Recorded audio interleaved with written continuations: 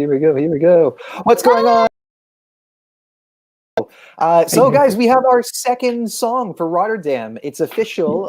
Israel has decided, and they're going with "Set Me Free." Of course, we already knew that it was going to be Eden Alene. I'm trying to get the proper pronunciation of her name right because that's what I was hearing them say. Gal, you could probably correct me if there's something else that I'm missing. Yeah. I think she says like you said. So I think you're fine. It's okay. Like Eden Alene, but Eden Alene. Okay, that's what I'll stick with for now. Gal is from Israel. Yes, Gal is from Israel. He's our local correspondent. So let's start. Inside man. Yeah. Inside man. Yeah. Let's start with you. Tell me, how do you feel about "Set Me Free" being selected? I feel pretty good about it. It was my favorite from the three finalists, and I think it could do pretty well. I mean, it's the most songy out of the songs. You know, like the melody. I mean, it has like the clearest melody that's like much more, I don't know, fun and impressive, especially like before the last modulation in the chorus. Like, so I think that like if she nails it, it would be a real showstopper, and it's good that it's like impressive vocally and very like emotive, but also not a ballad way, which I think like usually when people try to show off their voice, it's usually like a ballad of like I'm really sad and heartbroken and like pouring it out, but here it's like pouring out your emotion, but also feeling like strong and confident. I think it's a pretty good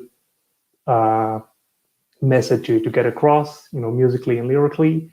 And I think it could do well. I don't know if they're gonna change it or like rearrange it in some way before the deadline. I think like in March you have to like submit the final versions, so they could do more changes. But I think it's pretty good now. I think there's a pretty strong backing for it, both here. I mean, obviously here, you know, and in around the fandom. So I like it. I think the right song won.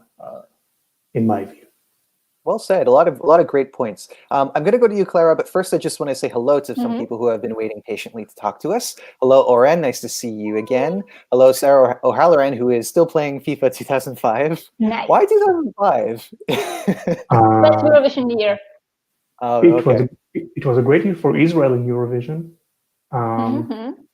Was it? Yeah, Shiri Maimon. Yes. Yeah. I love that song. I loved it. Yeah, we did much better in Eurovision than in FIFA, definitely. And be sure to let Clavs know how many. Oh, she's won 2 cups so far in FIFA. Hello to Euroboy 4. Nice to see you again. Hello, Jessica. Hello to. Skip down. Hello to Luciano. Hello to Olympic Song Contest. ESC Matt Gaga says it was his least favorite out of the 3, but he still thinks it's a good song. Yeah, I don't feel like there wasn't a big discrepancy in the quality overall of the songs. Like I think that they were mostly on par with one another, but you know. It makes sense. Like I think a lot of the things that you mentioned, Gal, the musicality of it and it not just being like a straight up ballad. I think that's one of the things that made it shine just a little bit more. Hello, ESC Sandra. Hello, Francesca. Tommy is saying Erev Tov Chaverim. Oh, wow. It's Hebrew for good evening, friends. Oh, Tommy, I'm impressed. Yes. Me too. I'm flattered. So. Eurovision Sai is very happy. He says, "Ooh la la is a mess, and there's only one la la love." Yeah, that came up. Yeah, it's hard to outdo something. And I mean, like, I don't really know because that was obviously quite a few years since, and I don't know if it still really had that much of a legacy. But I know that there are certain people. I think Paolo, that's his favorite entry of all time. La La Love from Cyprus 2012. Yeah. Interesting. Yeah, that was played in clubs. It didn't do well on a Eurovision chart level, but Europe-wise, it performed really well. I remember I heard it in Spain in clubs many times, and that was before Eurovision was usually played in Spain in discos and clubs that were not like gay clubs. Because I remember going out. Yes, this is how Spain works. Like you can just hear Eurovision in those kind of clubs, and I love them, and I go to them a lot. But I remember a straight club, and they played La La Love, and I was like, wow, okay, this song is going to be big. I lived in Spain for a period of time, and I can confirm that the gay clubs definitely have some kind of influence on which Eurovision songs go beyond just being a Eurovision show. Lots of great comments about Set Me Free. Tommy is saying that he thinks it will have broadcast appeal. I saw some other things. Limor Asaf is disappointed. He said that Ooh La La was his number one. He said it was very unique. And go ahead. No. Okay. I mean, I did see a lot of love for that one. Like my favorite somehow was La La Love, even like despite the title. I didn't really ever see that much support for it, but the other two had substantial support, I would say. Christopher Music is saying Toda Rabba Israel for choosing rights. Olympic Song Contest is saying, I think La La Love's music video showed the most promise. Can you explain, maybe you know this, Gal, can you explain why it's Can 11 and not Can 1? Well, it's like channel 11, like on the dial, or like you press 1 on the remote and you go to that. It used to be, well, I mean, it used to be 1 because we used to have like only one channel in Israel until like the 80s or something. Okay. And then there were like experimental channels that were broken at the time, and then like in the 90s we had cable and a lot of channels. So but that was known as like channel 1. But it got rebranded. I mean, if you remember, like the original, like the first broadcaster, the IBA shut down in 2016, I think 2017, and it was like remodeled as Can because some like internal communication politics stuff in Israel. So it was like remodeled, and that's not the national broadcaster, but it kept the channel number. So it's like 11, and that's like the national broadcaster. It's called 11 because that's the channel 11.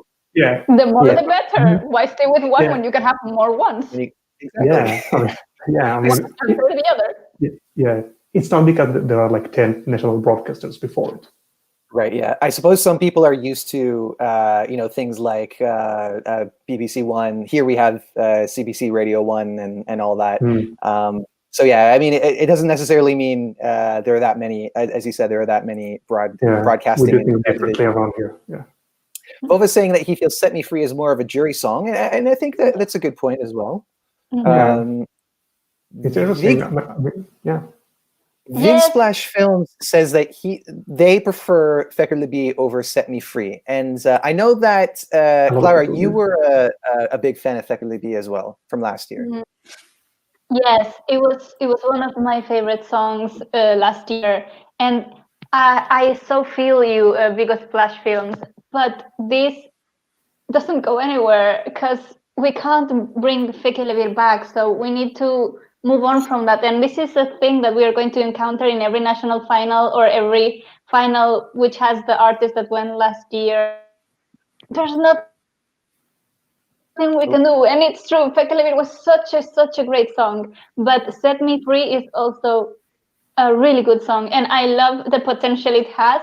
And I love that she was in the carpool with Lucy and she did the harmony to the chorus, because I think the song is just going to grow more and more as she gets ready, and we are going to hear more vocal ranges of the chorus and like different harmonies that I'm very confident is just going to bring the song up and give that push that will make it as good as Fekker Libi.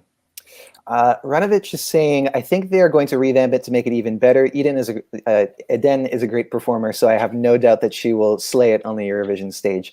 And, I have to say that the thing that was abundantly clear to me after watching the show is that the best thing that Israel has going for themselves this year is really their performer, because she is just such a great sport, a really talented artist. She brought every song to life, despite how, individuals might feel about one or another. And we've also talked about how these kinds of selections don't always work because it becomes clear that certain artists like one song more than another, and you see that in their performance. But despite, obviously we didn't necessarily get a live version, but we still saw a degree of personality in each entry, and I think that they've got such a talent in their hands, and they best not waste it, I would say. Yes. Definitely. I mean, yes. Go ahead. No, okay. I was going to say something not very relevant. Sure. Go ahead, Gal. Well, yeah, I mean, like, as you said, like, whatever you think of the song that was chosen or wasn't chosen, I mean, I think people can agree that Eden is like a real doll. She's like such a sweet soul, and I think like people would want the best for her, regardless of whether they like the song or not. I think she has like an outgoing personality that can like really transcend and win people's hearts. Yes. And it's true what you said, that she's such a good sport that she didn't you couldn't see which one she preferred, but she must clearly, as a human being, like prefer one to another, but you couldn't. It's so professional of her that she didn't let that translate into the camera or into any of her performance. Her work was outstanding. All of the songs were equal in quality. Ian Williams is saying, Set Me Free was my favorite from the start. Some said it had no chance of winning, but they were wrong. So glad this song is moving forward. And Stephen Kendall has a question for Gal. What nice things were they saying about Jonathan in the back seat? Do you remember? Oh yeah. So Jonathan is Eden's boyfriend. They showed it in one of the carpool sequences. He was there for the ride, and they talked about how like after the Eurovision last year was cancelled, and Eden was obviously felt pretty bad about it. Jonathan and boyfriend were there to support her, and like they really worked through it together, and their relationship grew stronger from that hardship. And he like supports her, and they talked about how they met, like followed each other on Instagram, and they like started liking each other's pictures and videos, and like he sent her some like weird message about, you seem familiar from somewhere, like after she was on TV. So it seemed like a pretty nice, genuine moment where they're pretty cute together. So yeah, so they basically just explained their relationship and gave him some compliments about how stable he is and how sweet and how good looking and stuff. So good for him. Oh, nice. Little love story for the digital age. Yeah, kind of, yeah. Henry May is saying, I feel that this entry can only go up from here. I have faith in Eden. One thing, I was kind of not totally sold on this performance until I saw the music video tonight. And I have to say that, like, if they were planning on doing a performance like that, I would be okay with it, because I think that they had really compelling visuals with it, and they made creative use of light and dancers and kind of keeping them in this confined space. I thought it was really, really smart. Clara, how did you feel about the way the song was presented visually? Yes, I agree. It was very clean. It was very modern. It had sharp edges. It had like white light and darkness. So there was a lot of contrast, which is always very visually appealing. The other songs were more maybe dynamic in the way that they had more people involved doing things or dancing. But I think this is great because it's very clean. It doesn't need a lot of people on stage, which is perfect for a COVID pandemic. So I think this is a very this can give us a good idea on how the song can be staged. Obviously, everyone thinks that, as I've read the comments, everyone thinks that with choreography this could definitely improve, but I wouldn't be upset if they went for some visuals as the video clip. Mm-hmm. Euroboy 4 is asking, where are Andy and Jess? We missed them. So they haven't gone anywhere. Jess is, of course, doing the managing the blog, which if you guys don't know, exactly. If you guys don't know, Eurovoxx.tv is where we post articles and news updates about anything that's happening in the Eurovision sphere and more. And Andy, I imagine, is probably working on his reaction video, which should be up in the next half hour or so. It'll be very soon that we see that. So Alan's not convinced. He said he didn't expect that coming at all. The song is so forgettable. It needs a huge revamp. Hopefully they will listen to the Eurovision crowd and do it like they did in 2016. I assume he's talking about a revamp that happened with I can't remember the young man's name. Made of Stars. Made of Stars. Yeah. What was the performer's name? Hovey Star. Hovey Star. Right. Yeah. So they had revamped that song after it was selected. Do you remember the story that was there? Oh, I don't remember that. But I also remember that it did like okay, but not great. So I don't know. But yeah, but maybe they will do a revamp. I think they will. I mean, it can definitely do a little more polish. You know, maybe with the key change, or maybe like the bridge. That's a key change. Sorry. Yes. Like just like sand off the edges and like make it like a really like tight unit that Eden could feel like super comfortable in, and that like everything would work like the best. So I assume they will do some tweaks. I don't know what, and we'll have to wait and see. Yeah, and anything's possible between now and then. Yeah, that's really all it is. Okay, so I will answer this, Sarah Halloran. She's asking me if I had a dance mat in video games for when I was little. The truth is, I did. I was one of those. I was one of those kids who was like stupidly good at Dance Dance Revolution. It's been a long time, a really, really long time. But yeah. That's so funny that you would ask that. If you want to see Stuart do a... I can't do it now. Not right now, but like, tell him that you want him to film that. The book is closed on those days. It's not happening. When we get to 1 million subscribers. To the public like Israel did in 2016. Please, Stuart.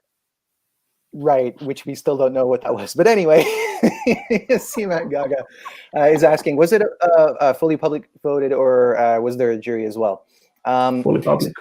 Yeah, so I understand that the songs that made it to the final round, it was the top 2 from the online vote that happened in December, and then one was kind of a wild card from a jury. Is that right? Yeah, so they had like all the entries, I don't know, hundreds of entries, went to a committee that picked the top 9. These were presented for a public vote as demo versions, and then like the top 3 went to the final. So like the top 2 vote getters went straight ahead, and the third spot was reserved for the committee to pick. But according to Khan, they picked the third vote getter anyway, like by coincidence, which I am gonna believe. So basically, in a way, it was all a public vote, and for the those 3, it was all public vote. They had like a week or so of voting, and it closed today. And then like at the start of the broadcast, they had like a 10-minute window of more voting. And there was like no juries, no special committees, no international judges, and it was pretty much 100% public vote. So it can't be like that kind of, you know, national final controversy of like the international juries made something in. It's like, no, it was like the public saw it, the public voted for what they enjoyed the most, and thankfully they chose the right one. The right one for a lot of people, but not necessarily everyone. Go ahead, Clara. Yeah. I really like this ethnic sound it has, the musical parts. I think it's going to stand out because it's so engraved in the country's music, I think, in my opinion. So I don't know, I really like it. I feel the Israeli vibe, and we need these types of songs. Definitely, yeah. And, you know, I think that's one of the criticisms that we hear often about the show nowadays, that it tends to feel really stripped away of the cultural aspects. But I think that this is an example of a song that, you know, feels contemporary. It feels like 2021, but it feels rooted in a culture. So it's, I think that the more that we see those kind of entries, the less that people will have to kind of complain about Eurovision, unless, you know, obviously there's certain people who still don't like the fact that artists that don't just want to go and do something crazy on stage are going, but that's just what it is. Christopher Music is saying that he loves Eden. And I love her voice. I was hearing it, I was paying attention when she was sitting with Lucy in the car, and she's such a great singer. It's just so pleasant to hear. Yeah, again, I think that she is certainly the star. Well, I mean, apart from obviously being the star, she is really the key ingredient in all of this. I don't think that there would be, you know, as many other performers that could have done justice to these three songs, and I think that she's got a great one on her hands. So guys, I think we'll leave it there. Thank you so much for joining us. And don't forget to subscribe to our channel, because we're going to be covering the national selection as it happens, as we always do. There's lots to look forward to. And although this is the second official song decided for Rotterdam so far, we're going to have another one later this week, this Saturday, because it's France who's going to be deciding. And I know that there's a lot of excitement around that show. It's been a while since France has, well, I mean, I guess it's been 2 years since France did a public national final. Nonetheless, I know that lots of you are going to be looking forward to that. So remember to subscribe to the channel. Follow us on all of our socials, Facebook, Twitter, and Instagram. Don't forget to check out some of the links below, because we've got other videos about national selections. And the website, once again, is Eurovoxx.tv, where you can keep updated with everything as it happens. So I think we'll leave it there. And thank you guys so much for joining us. We will see you on the next video. Take care. Bye.